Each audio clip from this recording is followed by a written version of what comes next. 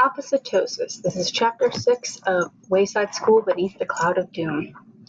Eric Ovens wasn't the only one who had noticed that Kathy had become nice. Others, too, began to notice her odd behavior. "I like your picture," Kathy told Bibi. "What's wrong with it?" Bibi asked. "Nothing," said Kathy. "It's perfect. You're very talented." It took Bibi a moment to realize that Kathy hadn't insulted her. Mrs. Jules also noticed the change. "Kathy, will you come here, please?" she asked. Kathy approached her teacher's desk. "Yes, Mrs. Jules?" she asked. Mrs. Jules smiled. "You've been doing very well, Kathy," she said. "I've noticed a real improvement in your work and in your attitude." "That must be because you're such a good teacher," said Kathy. "Well, thank you," said Mrs. Jules. "But there's a tiny little problem. I'm having a hard time reading your homework." "What do you mean?" "Look at it," said Mrs. Jules, showing Kathy her most recent homework assignment. "What's wrong with it?" asked Kathy. "First thing we learned in psychiatrist school," Dr. Pickle said as he patted DJ on the head. "My hiccups are all gone," DJ told Kathy. "Who cares?" Kathy grumbled. "Would you mind stepping inside my office, young lady?" asked Dr. Pickle. "But he's the sicko," said Kathy, pointing at DJ. "Please," said Dr. Pickle. She entered the counselor's office. "That beard is really ugly. I guess your face must be even worse, huh?" Dr. Pickle didn't get angry. He just stroked his beard and said, "Very interesting." Kathy sniffed. "Smells like pickles," she commented. "Very interesting indeed," the counselor said, and then asked her to sit down. Kathy sat on the couch. "Lumpy," she complained. "I'm going to try a little experiment," said Dr. Pickle.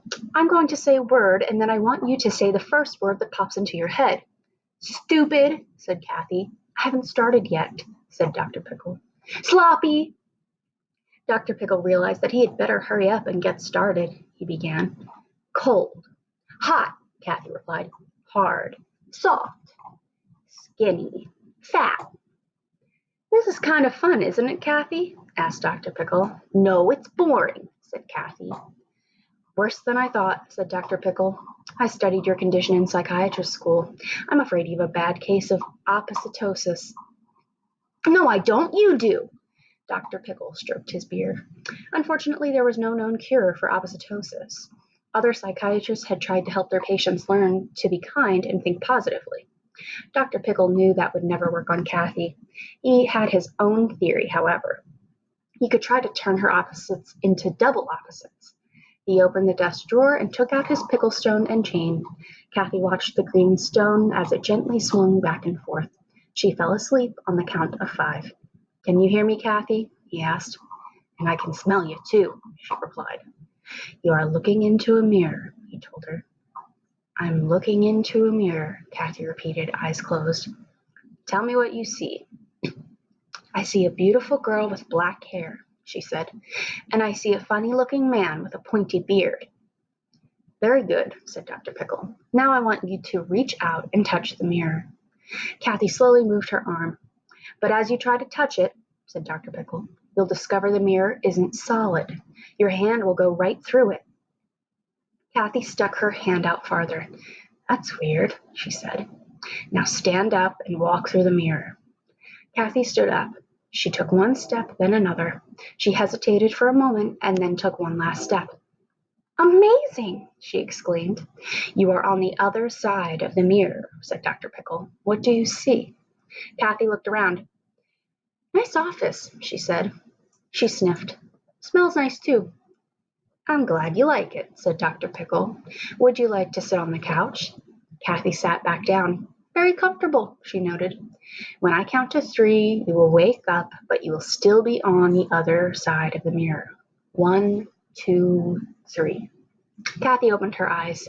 How do you feel?" he asked her. "Fine, thanks," said Kathy. "How are you?" "Very well, thank you," said Dr. Pickle. "Do you mind if we continue with our little experiment?" "Sounds like fun," said Kathy. "Happy," said Dr. Pickle. "Smile," said Kathy. "Smart," said Dr. Pickle. "Mrs. Jules," said Kathy. "Friend," said Dr. Pickle.